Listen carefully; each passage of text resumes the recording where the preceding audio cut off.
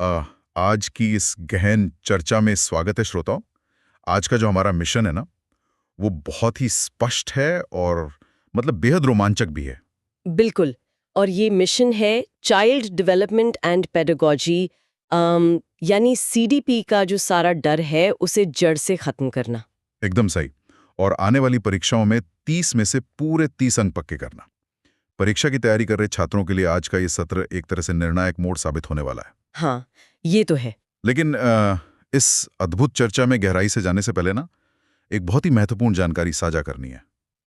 VIP विवेक sir के साथ अगर कोई यूपी टेट और सुपर टेट की पूरी तैयारी करना चाहता है तो डेली वीडियो की पीडीएफ और best notes paid Telegram group में पाए जा सकते हैं। केवल 100 रुपए का छोटा सा पेमेंट करके हमारे टेलीग्राम ग्रुप से हमेशा के लिए जुड़ा जा सकता है। तो अब वापस आते हैं अपने आज के मुख्य विषय पर। बिल्कुल। आज का हमारा विषय बहुत ही खास है। क्योंकि आज हमारे पास जो स्रोत है वो है TC Psychology Masterclass.pdf। और आज हम मनोविज्ञान के उन 3 सबसे बड़े मतलब सबसे प्रमुख स्तंभों पर बात करने वाले हैं, जिन्हें मनोविज्ञान के महारथी कहा जाता है। The masters of psychology. बिल्कुल। और ये 3 नाम हैं इवान पावलोव, लॉरेंस कोहलबर्ग और सिगमंड फ्राइड। यहाँ पर ना मैं एक बात स्पष्ट करना चाहूंगी। ये समझना बहुत जरूरी है कि हमारी आज की चर्चा केवल सिद्धांतों को रटने या कुछ तथ्यों को याद कर लेने के बारे में बिल्कुल नहीं है। हाँ, क्योंकि रटने से तो परीक्षा में बहुत कंफ्यूजन होता है। जब इन महारथियों की बात होती है तो वास्तव में हम मानव मस्तिष्क और व्यवहार की सबसे गहरी परतों को समझने का प्रयास कर रहे होते हैं। जी। परीक्षा के दृष्टिकोण से ये जानना बहुत महत्वपूर्ण है कि ये सिद्धांत काम कैसे करते हैं। सही बात है। अगर सवाल घुमाकर आ गया तो गलती होने की संभावना बढ़ जाती है। लेकिन अगर इनके पीछे का विज्ञान और तर्क समझ लिया जाए ना, तो कोई भी सवाल कठिन नहीं लगेगा। तो चलिए इसे थोड़ा विस्तार से समझते हैं। सबसे पहले बात करते हैं व्यवहारवाद के जनक इवान पावलोव की। यहाँ पर एक बहुत ही रोचक तथ्य है जो अक्सर हैरान कर देता है। वो नोबेल पुरस्कार वाली बात। हाँ, इवान पावलोव को 1904 में जो नोबेल पुरस्कार मिला था, वो मनोविज्ञान के लिए नहीं बल्कि पाचन क्रिया पर शोध मतलब डाइजेशन पर उनके काम के लिए दिया गया था। ये सच में बहुत दिलचस्प है कि पाचन तंत्र का अध्ययन करते करते उन्होंने मनोविज्ञान का एक ऐसा सिद्धांत दे दिया जिसने पूरी दुनिया को देखने का नजरिया ही बदल दिया। बिल्कुल। और इसी शोध के दौरान उनका वो मशहूर कुत्ते पर किया गया प्रयोग सामने आया, जिसने शास्त्रीय अनुबंधन या क्लासिकल कंडीशनिंग की नींव रखी। अगर इस शास्त्रीय अनुबंधन के मूल सिद्धांत को डिकोड किया जाए तो ये पूरी तरह से जुड़ाव यानी एसोसिएशन का खेल है।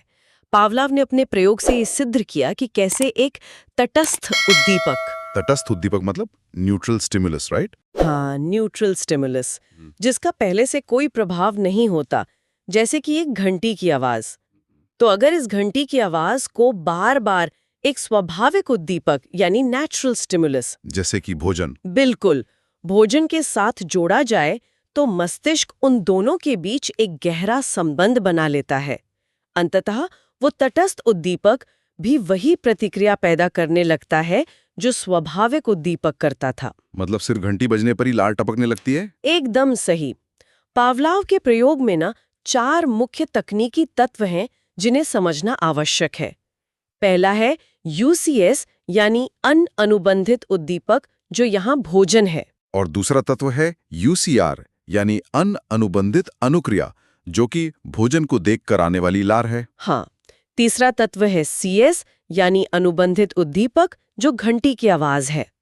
और चौथा है CR यानी अनुबंधित अनुक्रिया, जिसका सीधा सा मतलब है केवल घंटी की आवाज सुनकर लार का आना। इसे अगर हम रोजमर्रा की आदतों या स्कूलों से जोड़कर देखें ना, तो ये समझना बहुत आसान हो जाता है। हाँ, ये बिल्कुल वैसा ही है जैसे स्कूलों में लंच की घंटी बजते ही बच्चों को भूख लगने लगती है, भले ही खाना अभी सामने ना हो। बहुत ही सटीक उदाहरण है ये।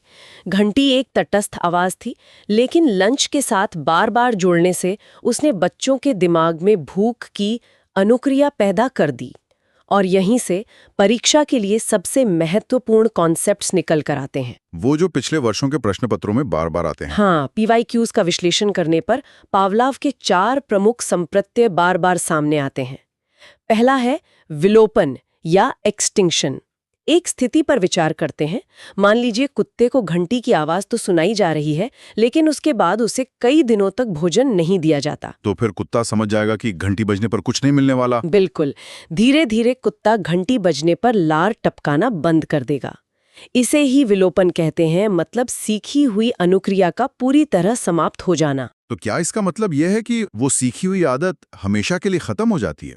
यहीं पर दूसरा संप्रत्यय आता है, स्वतः पुनर्लाभ या स्पॉन्टेनियस रिकवरी। विलोपन के बाद जब ये प्रतीत होता है कि कुत्ता सब भूल चुका है, अचानक एक दिन घंटी बजती है और कुत्ते के मुंह में फिर से लार आ जाती है। अरे वाह, मतलब वो सीखी हुई बात पूरी तरह से खत्म नहीं हुई थी, बस कहीं दब गई थी। सही कहा।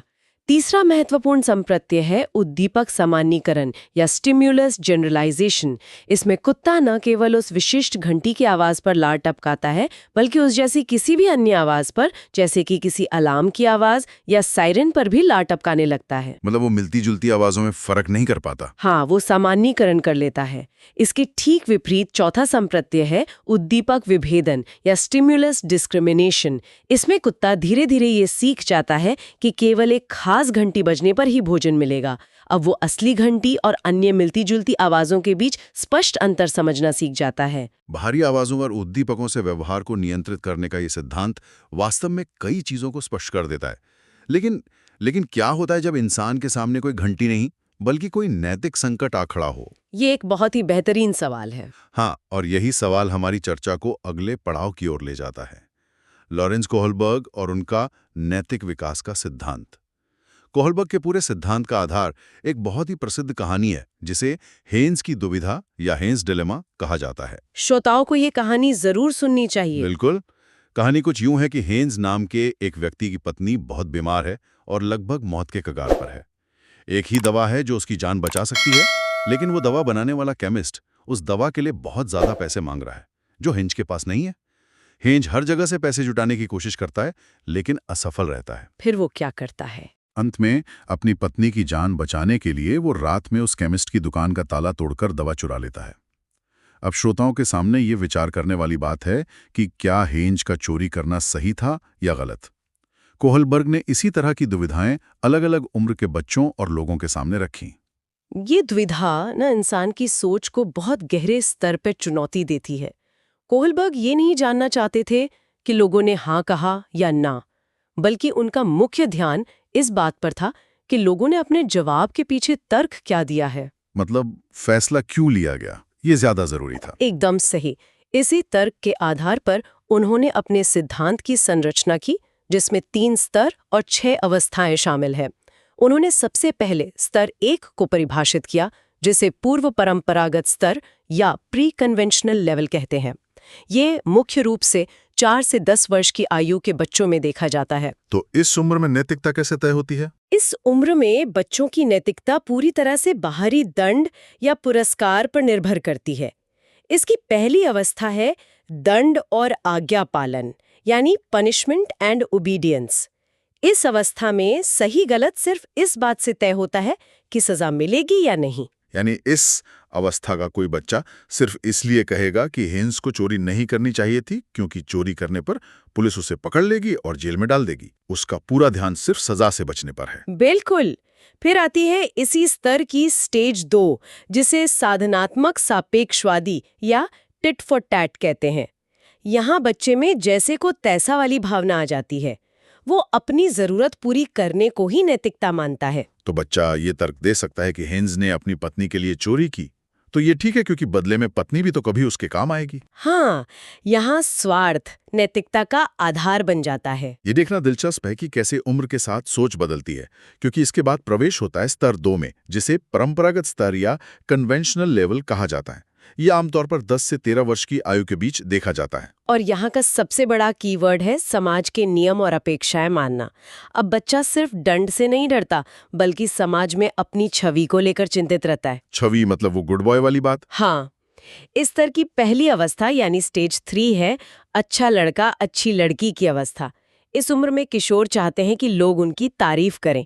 वे ऐसा व्यवहार करते हैं जिससे माता पिता या समाज उन्हें अच्छा कहें। तो कोई ये सोच सकता है कि हेन्स को चोरी कर लेनी चाहिए, क्योंकि तब उसके परिवार वाले उसे एक अच्छा पति मानेंगे। सही कहा। इसके बाद आती है स्टेज 4, जो है कानून और व्यवस्था यानी लॉ एंड ऑर्डर। इस अवस्था तक आते आते व्यक्ति ये मानने लगता है कि समाज को सुचारू रूप से चलाने के लिए नियम और कानून सर्वोपरि हैं। तो इस चौथी अवस्था में व्यक्ति ये तर्क देगा कि हिंस का इरादा भले ही कितना भी नेक क्यों न हो, लेकिन चोरी करना कानून के खिलाफ है। अगर हर कोई अपनी जरूरत के लिए कानून तोड़ने लगे तो समाज में पूरी तरह से अराजकता फैल जाएगी। यहाँ नियम पत्थर की लकीर बन जाते हैं। लेकिन कोहलबर्ग का सिद्धांत यही नहीं रुकता। कुछ लोग नियमों से भी एक कदम आगे जाते हैं, और वो है स्तर 3, उत्तर परंपरागत स्तर या पोस्ट कन्वेंशनल लेवल। ये 13 वर्ष से अधिक आयु के लोगों में देखा जाता है, लेकिन कोहलबर्ग का मानना था कि बहुत कम लोग इस स्तर तक पहुंच पाते हैं। अच्छा, ऐसा क्यों? क्योंकि यहाँ व्यक्ति समाज के बनाए नियमों से ऊपर उठकर खुद के नैतिक सिद्धांतों और सार्वभौमिक मूल्यों पर निर्भर होता है। इसकी स्टेज 5 है सामाजिक समझौता या सोशल कॉन्ट्रैक्ट। यहाँ ये माना जाता है कि नियम लोगों की भलाई के लिए बने हैं। मतलब अगर कोई नियम किसी की जान लेने का कारण बन रहा है तो उस नियम को बदल देना चाहिए। बिल्कुल। इस अवस्था में लोग मानेंगे कि हेन्स ने सही किया, क्योंकि जीवन का अधिकार किसी भी संपत्ति के अधिकार से बड़ा है। और इसके बाद आती है अंतिम अवस्था, स्टेज 6, सार्वभौमिक नीतिपरक सिद्धांत यानी यूनिवर्सल एथिकल प्रिंसिपल। ये नैतिकता का सर्वोच्च स्तर है। यहाँ व्यक्ति अपनी अंतरात्मा की आवाज सुनता है और मानव अधिकारों के लिए अपनी जान की परवाह भी नहीं करता। जैसे कि नेल्सन मंडेला या महात्मा गांधी। ये व्यक्तित्व इसी अवस्था के उदाहरण माने जा सकते हैं, जिन्होंने बिना किसी स्वार्थ के पूरी मानवता के लिए अन्यायपूर्ण नियमों का विरोध किया। ये तो हो गई बाहरी नियमों की बात कि कैसे बाहरी नियम हमारी नैतिकता तय करते हैं, लेकिन उन आंतरिक, उन छिपी हुई ताकतों का क्या जो हमारे हर व्यवहार को चला रही हैं? अब हम मनोविज्ञान के सबसे गहरे हिस्से में प्रवेश कर रहे हैं। हाँ, यहाँ विषय बहुत ही रोचक हो जाता है। यहाँ प्रवेश होता है सिगमंड फ्रॉयड और उनके मनोविश्लेषणवाद या साइकोएनालिसिस का। फ्रॉयड ने इंसान के दिमाग को समझाने के लिए आइसबर्ग यानी पानी में तैरते हुए बर्फ के पहाड़ का एक बेहतरीन रूपक इस्तेमाल किया। ये रूपक बहुत ही सटीक है। जब कोई समुद्र में आइसबर्ग देखता है तो उसे सिर्फ उसकी चोटी दिखाई देती है, जबकि उसका असली और विशाल हिस्सा पानी के नीचे छिपा रहता है। ये रूपक वास्तव में मनोविज्ञान को समझने का नजरिया बदल देता है। बिल्कुल। फ्रॉयड ने मानव मस्तिष्क के 3 स्तरों का विश्लेषण किया। पहला है चेतन मन या कॉन्शियस माइंड। ये आइसबर्ग की वो चोटी है जो पानी के बाहर है, और ये पूरे मस्तिष्क का केवल 10% हिस्सा है। मतलब जो हम अभी वर्तमान में सोच रहे हैं। हाँ, इसमें वो सब कुछ शामिल है जो अभी वर्तमान जागरूकता में है। दूसरा स्तर है अर्धचेतन मन या सबकॉन्शियस माइंड। ये पानी की सतह के ठीक नीचे का हिस्सा है। यहाँ वो जानकारी होती है जो तुरंत तो याद नहीं होती, लेकिन थोड़ा सा जोर डालने पर याद आ जाती है। जैसे किसी पुराने दोस्त का नाम याद करना। सही कहा। और फिर आता है सबसे बड़ा और सबसे गहरा हिस्सा, अचेतन मन या अनकॉन्शियस माइंड। फ्रॉयड के अनुसार ये हमारे मस्तिष्क का 90% हिस्सा है। यहाँ दबी हुई इच्छाएं, बचपन के दर्दनाक अनुभव और वे भावनाएं होती हैं जो समाज स्वीकार नहीं करता। हमारा ज्यादातर व्यवहार इसी अचेतन मन से नियंत्रित होता है। इस जटिल संरचना को और गहराई से समझने के लिए फ्रॉयड ने व्यक्तित्व को 3 हिस्सों में बांटा, इदम, अहम और परमअहम। परीक्षा की तैयारी कर रहे छात्रों के लिए इसे तराजू के पलड़ों की तरह समझा जा सकता है। वो कैसे? जैसे इदम या इड पूरी तरह से सुखवादी सिद्धांत पर काम करता है। ये वो आवाज है जो कहती है कि सुबह उठकर पढ़ने के बजाय 10 मिनट और सो लिया जाए। बिल्कुल, ये हमारी अचेतन इच्छाएं हैं। और इसके ठीक विपरीत परम अहम या सुपर ईगो है, जो नैतिकता सिद्धांत पर आधारित है। ये वो सख्त शिक्षक है जो कहता है कि अगर पढ़ाई नहीं की तो जिंदगी में फेल हो जाओगे। आदर्शवाद की आवाज। हाँ, और इन दोनों के बीच अहम यानी ईगो है, जो वास्तविकता सिद्धांत पर काम करता है। ईगो वो समझौता कराने वाला हिस्सा है जो कहता है कि ठीक है, 5 मिनट सो लेते हैं, लेकिन उसके बाद चाय का ब्रेक छोड़कर पढ़ाई करनी होगी। ये संतुलन की प्रक्रिया को समझाने का बहुत ही शानदार तरीका है। इसके अलावा फ्रॉयड ने व्यक्तित्व विकास को समझाने के लिए मनोलैंगिक विकास की 5 अवस्थाओं का भी वर्णन किया है, जो परीक्षा के लिए अत्यंत महत्वपूर्ण है। ये अवस्थाएं परीक्षा में सीधे तौर पर पूछी जाती हैं। हाँ, पहली है मुख्य अवस्था, जो जन्म से लेकर लगभग 1.5 साल तक होती है। इसमें शिशु का सारा ध्यान और आनंद उसके मुख या मुंह के आसपास केंद्रित होता है, जैसे चीज़ों को चूसना या काटना। अगर इस अवस्था में बच्चे की ज़रूरतें पूरी नहीं होती, तो बड़े होकर उसमें नाखून चबाने या धूम्रपान जैसी आदतें विकसित हो सकती हैं। ये जानना बहुत दिलचस्प है कि बचपन की इतनी शुरुआती आदतें वयस्क जीवन को कैसे प्रभावित कर सकती हैं। दूसरी अवस्था है गोदीय अवस्था, जो 1.5 से 3 साल तक चलती है। ये वो समय होता है जब बच्चे को टॉयलेट ट्रेनिंग दी जाती है। यहाँ बच्चा अपने शरीर पर नियंत्रण करना सीखता है। इस दौरान माता-पिता का रवैया तय करता है कि बच्चा भविष्य में बहुत अधिक सख्त और कंजूस बनेगा या फिर लापरवाह और अव्यवस्थित। और तीसरी अवस्था? तीसरी है लैंगिक अवस्था, जो 3 से 6 वर्ष की होती है। इस अवस्था में बच्चे शारीरिक अंतरों के प्रति जागरूक होने लगते हैं और अपने विपरीत लिंग वाले माता-पिता के प्रति अधिक जुड़ाव महसूस करते हैं। फ्रॉइड ने लड़कों में इसे ओडिपस कॉम्प्लेक्स और लड़कियों में इलेक्ट्रा कॉम्प्लेक्स का नाम दिया। ये तीनों शुरुआती अवस्थाएं तो व्यक्तित्व की नींव रखती प्रतीत होती हैं। बिल्कुल। चौथी अवस्था है अव्यक्त अवस्था, जो 6 से 12 वर्ष तक यानी यौवनारंभ तक चलती है। इस दौरान पिछली सभी इच्छाएं सुप्त या शांत हो जाती हैं। बच्चे का पूरा ध्यान स्कूल, पढ़ाई और हमउम्र दोस्तों के साथ खेलने पर केंद्रित हो जाता है। ये एक तरह से सामाजिक विकास का समय है। हाँ, ये सामाजिक और बौद्धिक विकास का एक महत्वपूर्ण समय है। और अंत में आती है 5वीं जनिक अवस्था, जो किशोरावस्था से शुरू होकर जीवन भर चलती है। इसमें व्यक्ति परिपक्व होता है और समाज में स्वस्थ रिश्ते बनाने की क्षमता विकसित करता है। फ्रॉइड का मानना था कि अगर किसी व्यक्ति ने शुरुआती अवस्थाओं को सफलतापूर्वक पार कर लिया है, तो वो एक संतुलित वयस्क बनेगा।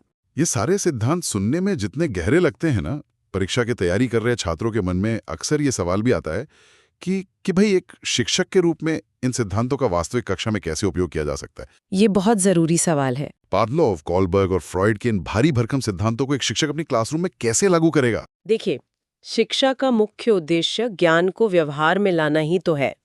अगर पावलाव की बात की जाए, तो शास्त्रीय अनुबंधन का उपयोग बच्चों में अच्छी आदतों का निर्माण करने के लिए किया जा सकता है, जैसे कि समय पर कक्षा में आना। साथ ही बच्चों के मन से स्कूल या किसी विषय का डर दूर करने में भी ये सिद्धांत बहुत काम आता है। मतलब डर पैदा करने वाले उद्दीपक को अगर सकारात्मक चीजों के साथ जोड़ा जाए तो बच्चा डरना छोड़ देता है। बिल्कुल। और कोहलबर्ग का सिद्धांत एक शिक्षक को ये समझने में मदद करता है कि अलग-अलग उम्र के बच्चों से नैतिकता की क्या उम्मीद की जाए। शिक्षक कक्षा में नैतिक चर्चाओं को बढ़ावा दे सकते हैं, बच्चों के सामने छोटी-छोटी दुविधाएं रख सकते हैं, ताकि उनमें सही गलत को गहराई से सोचने की समझ विकसित हो सके। और फ्रॉइड के सिद्धांत का एक शिक्षक के लिए क्या महत्व हो सकता है? फ्रॉइड का मनोविश्लेषणवाद एक शिक्षक को बच्चों के अजीब या असामान्य व्यवहार को समझने की दृष्टि देता है। अगर कोई बच्चा अचानक बहुत आक्रामक हो रहा है या बिल्कुल शांत हो गया है, तो शिक्षक ये समझ सकता है कि शायद इसके अचेतन मन में कुछ दबी हुई इच्छाएं या कुंठाएं हैं, जो इस व्यवहार के रूप में बाहर आ रही हैं। शिक्षक केवल बाहरी व्यवहार को ना देखकर उसकी गहराई तक पहुंचने का प्रयास कर सकता है। एकदम सही। ये बहुत ही व्यवहारिक दृष्टिकोण है। अब उस अचूक रणनीति की बात कर लेते हैं जिसका इंतजार हर परीक्षा देने वाले छात्र को होता है। हाँ, एग्जाम स्ट्रैटेजी। यूपीटीटी और सुपर टीटी की परीक्षा न सीटीटी से थोड़ी अलग प्रकृति की होती है। यूपीटीटी और सुपर टीटी में मुख्य रूप से सीधे तथ्यात्मक सवाल आते हैं, यानी फैक्ट्स फोकस। परीक्षा देने वाले छात्रों को अवस्थाओं के नाम, सिद्धांतों के जनक और उम्र की सीमाएं एकदम स्पष्ट होनी चाहिए। जैसे सवाल आ सकता है कि फ्रॉइड के 5 चरण कौन से हैं, या नैतिक विकास का सिद्धांत किसने दिया। यानी समझ परखी जाती है। वहां सवाल इस तरह से पूछे जाएंगे कि एक शिक्षक कक्षा में पावलोव के अनुबंधन का प्रयोग कैसे करेगा, या अगर एक बच्चा समाज के नियमों को प्राथमिकता दे रहा है तो वो कोहलबर्ग की किस अवस्था में है। इस अंतर को ध्यान में रखते हुए ना, रिवीजन के समय अंतिम निचोड़ के रूप में कीवर्ड हैक बहुत काम आता है। Keyword hack? हाँ, जब भी पावलाव का नाम सामने आए, दिमाग में तुरंत ये कीवर्ड्स आने चाहिए: शास्त्रीय अनुबंधन, कुत्ता, घंटी और लार। शानदार। और कोहलबर्ग के लिए? कोहलबर्ग का नाम आते ही कीवर्ड्स होने चाहिए: नैतिक विकास, हेंज दुविधा, 3 स्तर और 6 अवस्थाएं। और जैसे ही फ्रॉइड का नाम सुनाई दे तो याद आना चाहिए मनोविश्लेषणवाद, iceberg model, id, ego, super ego का तराजू और 5 मनोलैंगिक अवस्थाएं। अगर ये कीवर्ड्स दिमाग में अच्छी तरह से सेट हैं, तो परीक्षा में सही विकल्पों को छांटना बहुत आसान हो जाता है। मुझे पूरा विश्वास है कि आज की इस गहन चर्चा के बाद इन 3 महारथियों और सीडीपी को लेकर जो भी थोड़ा बहुत डर बचा होगा, वो पूरी तरह से खत्म हो गया होगा।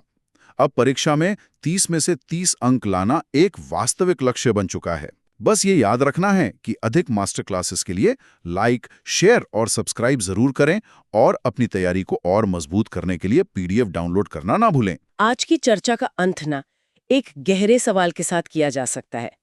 एक ऐसा सवाल जो आज के इन तीनों महारथियों के सिद्धांतों को आपस में जोड़ता है। वो सवाल क्या है? आज ये जाना गया कि पावलोव के अनुसार हमारी आदतें और प्रतिक्रियाएं घंटी जैसे बाहरी उद्दीपकों से बनती हैं, और दूसरी ओर फ्रॉइड कहते हैं कि हमारे 90% फैसले हमारे अचेतन मन की दबी हुई इच्छाओं से आते हैं। अपनी स्वतंत्र इच्छा यानी फ्री विल से कोई फैसला ले रहा होता है, या फिर वो केवल अपनी पुरानी कंडीशनिंग और अचेतन मन की कठपुतली मात्र। बाप रे, ये सच में एक रोंगटे खड़े कर देने वाला और लंबी सोच विचार की मांग करने वाला विचार है। इस विचार के साथ आज की इस गहन चर्चा को यहीं विराम दिया जाता है।